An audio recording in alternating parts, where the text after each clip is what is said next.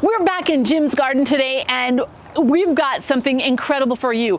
We're going to show you how he took this GreenStalk planter and made it into an incredible herb garden. You're going to want to see this.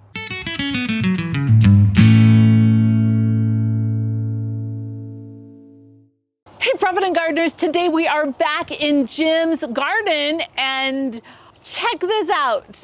He has the most beautiful GreenStalk planter and it is amazing. Jim, tell us about what you've done here. I watched you talking about this on Provident Preppers, so I thought, well, that's easy to do. And the real work, they're very good at sending you things if you order them. The lid on this one is a original because I didn't order it, and so I made one from stuff we had here, but I read the rules and instructions, filled the soil up. I used the Mitt Lightner fertilizer system and put all that in, filled it up, and then just stocked it with things that would not get too big. We bought some herbs that get to be 3 and 4 feet, which is beyond the capacity. It is beyond the capacity. Okay, wait, I am looking at something here. What is this? That is for earwigs. They thought that the basil was absolutely delicious. They were so happy that I brought it. And those are little things you get at the dollar store, and you drill the 1/4-inch hole in it in each side. And I haven't had a problem with earwigs since. The basil's been fine. What are you using inside of it? Your recipe, which is... So it's got the soy sauce, a little bit of oil, and then water. Water, that's it. And it's crazy because then you open it up and you've got all these dead earwigs instead of live ones that are just eating all of your plants. That's a great idea. The other thing that surprised me is I had the problem, one of the totes with ants. They weren't hurting any of the plants, but they were just everywhere. And they actually jumped into the earwig into the solution trap. too? Yeah, I had to move them out a couple of times.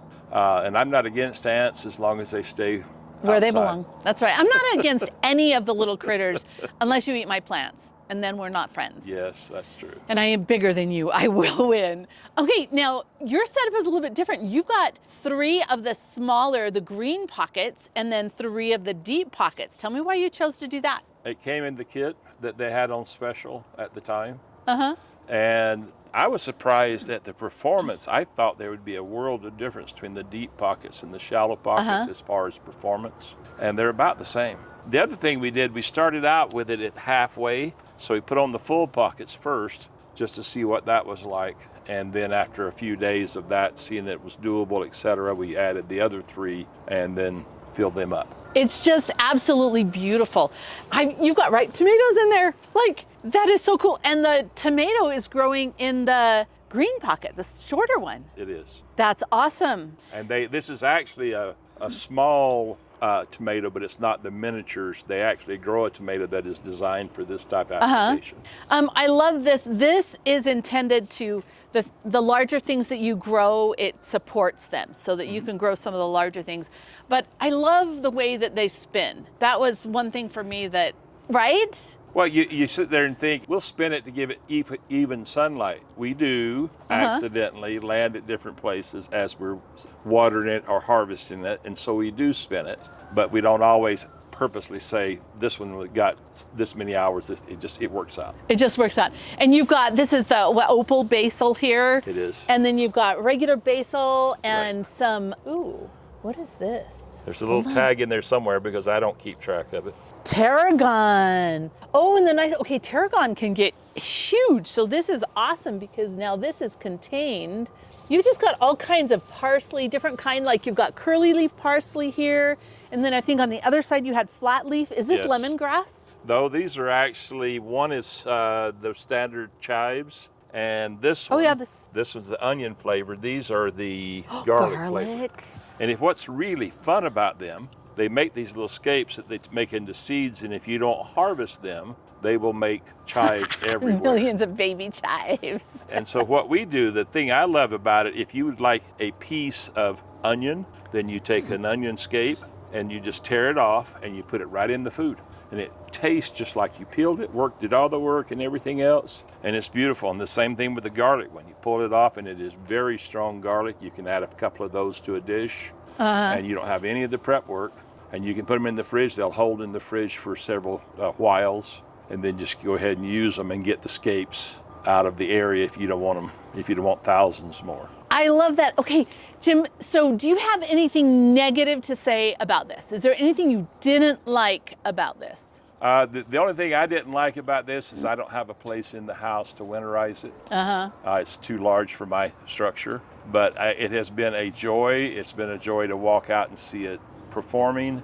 It's been a joy to see the food. It's been a joy to come out and pick some parsley, pick some sage. Beautiful sage basil. is over behind you, but basil. the basil, both types. And it's surprising, you think basil's basil, but this basil, the red basil, is much stronger. Ooh. So it all smells so good when you're here. You just yeah, that you just and that's. But I was excited about all the different ones, and it's just fun to go try to find plants that will stay the size they could in this. Yeah, I have totally enjoyed, for me, my favorite thing to grow in here. I've done a lot of experimenting, but I love mine that it's just herbs, because I go out there and I know where all my herbs are and I pick them and it's just beautiful. So we will totally leave a link to this in the description if you are interested in a GreenStalk planter, and watch on our community page, because sometimes they go on sale and that's the best time to get them. So we'll try and keep you posted on that. But this is one of those no more excuses thing.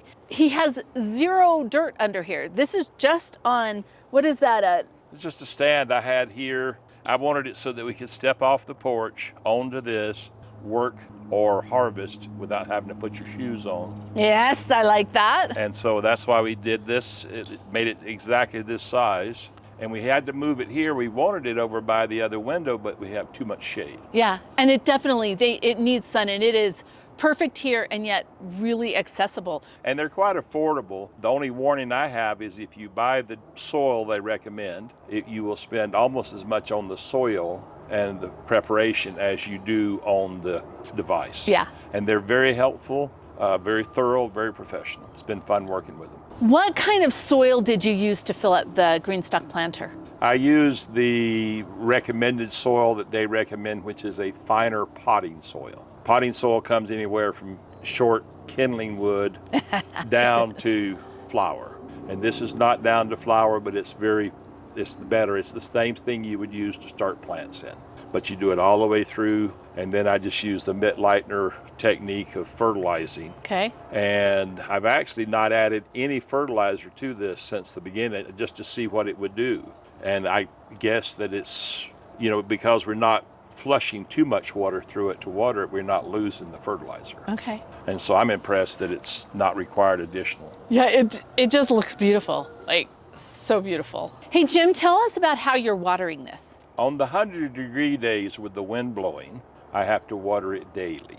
And I just fill the top until it drains out the tube here on the bottom. And then because the wind's blowing and it will dry the new plants out, I come along and and this is what I love about this part, you can just spin it and you just hold your hose and go, and you get the top half, and then you move it back and you get the bottom half. And this, I thought this was kind of a bogus thing when I saw it. I thought, it's kind of flimsy, it sticks out there so much, but it's perfect. It holds the plants. Yeah. And it's strong enough for you to grab and spin. And you're not having to reach in there and try not to hurt plants. You're just out here in the open. I really enjoy it. That's one of the things that I love about GreenStalk, is that everything they do is quality. Just last year, they came out with a seed starter, and it is a fabulous little kit. All of the little trays come out and it's fun, but everything is quality. Like, you buy it once and you're never gonna have to buy it again. Thank you so much, Jim, for letting us come to your garden. And again, don't be afraid to get a little bit of dirt under your fingernails and turn that dirt into dinner.